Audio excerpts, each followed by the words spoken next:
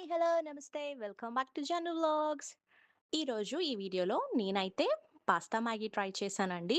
Pasta Maggi చేసుకోవడానికి ముందుగా ఒక ఫ్రైయింగ్ పాన్ తీసుకొని, అందులో ఆయిల్ హీట్ అయిన తర్వాత క్యాప్సికమ్, క్యారెట్, కొత్తిమీరి, కరివేపాకు వేసుకొని బాగా ఫ్రై చేసుకోండి. నేనైతే నా దగ్గరున్న వెజ్జెస్ యూజ్ చేశాను. మీరు మీ దగ్గరున్న veggies like green peas, boiled sweet corn, beans అలా ఏదైనా యూజ్ చేసుకోవచ్చు. నేనైతే నా దగ్గరున్న క్యాప్సికమ్, క్యారెట్ యూజ్ చేశానండి. అవి బాగా ఫ్రై అయిన తర్వాత మనం ముందుగా బాయిల్ చేసి పెట్టుకున్న మాక్రాన్స్, నూడిల్స్ కూడా అందులో వేసుకొని ఫ్రై చేసుకోవాలి. ఫ్రై చేసుకున్న తర్వాత రుచికి తగ్గ సాల్ట్ సెట్ చేసుకోవాలి. సాల్ట్ కూడా వేసుకున్నాక మ్యాగీ మసాలా యాడ్ చేసుకోవాలండి. నేనైతే మ్యాగీ మసాలాతో పాటు చికెన్ మసాలా కూడా యూజ్ చేశాను.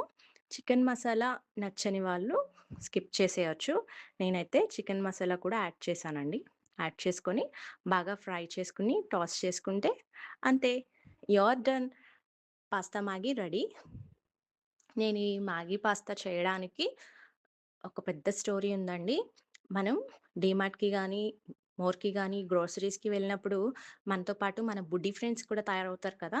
అట్లానే ఇక్కడ మన బుడ్డి ఫ్రెండ్ జాను గూడా తయారయ్యింది. మనం ఒక 2 గ్రోసరీ ఐటెమ్ ఏసేలోపు వాళ్ళు బాస్కెట్‌లో ఒక 10 స్నాక్ ఐటెమ్స్ వేస్తారు. అలానే మా జాను ఏం చేసిందంటే పాస్తా మ్యాగీ వేసేసిందండి. మ్యాగీ పాస్తా పాకెట్ వేసేసింది.